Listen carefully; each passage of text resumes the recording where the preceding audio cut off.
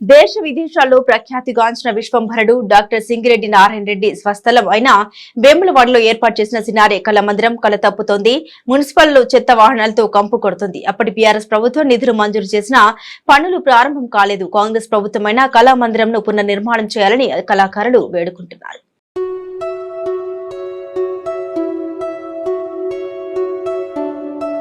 వేములవాడ ప్రాంతంలోని ఎంతో మంది కళాకారుల్ని సినారే నిర్మించిన కళామందిర్ అక్కను చేర్చుకుంది. అయితే సినారే కళామందిర్ భవనాన్ని మండల పరిషత్ ఆధ్వర్యంలో ఎంపీటీఓ మెయింటెనెన్స్ చేస్తున్నారు. కొంతకాలంగా సినారే కళామందిర్ ఆలన పాలన లేకపోవడంతో శిథిలావస్థకు చేరుకుంది. వేములవాడ మున్సిపల్ కార్యాలయంలోని చెత్తను సేకరించే ఆటోలకు అడ్డాగా మారింది. సినారే కళామందిర్ చెత్తా చెదరంతో నిండిపోయింది. వెంటిలేటర్లు పూర్తిగా పగిలిపోయి దర్శనమిస్తున్నాయి. దీంతో సినారే కళామందిర్ వద్దకు వెళ్లగానే కంపు వాసన వస్తుందని కళాకారులు ఆవేదన వ్యక్తం చేస్తున్నారు.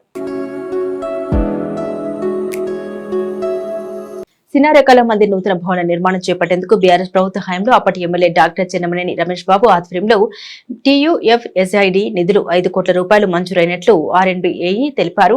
సినారే కళా మందిర్ నిర్మాణానికి 5 కోట్ల రూపాయలు ఏమాత్రం సరిపోవడం లేదని, కాంట్రాక్టర్లు ఎవరూ ముందుకు రావడం లేదని తెలుస్తోంది. సినారే కళా మందిర్ కు మంజూరైన నిధులను ఇతర అభివృద్ధి పనులకు మళ్లించారని ఆరోపణలు వినిపిస్తున్నాయి.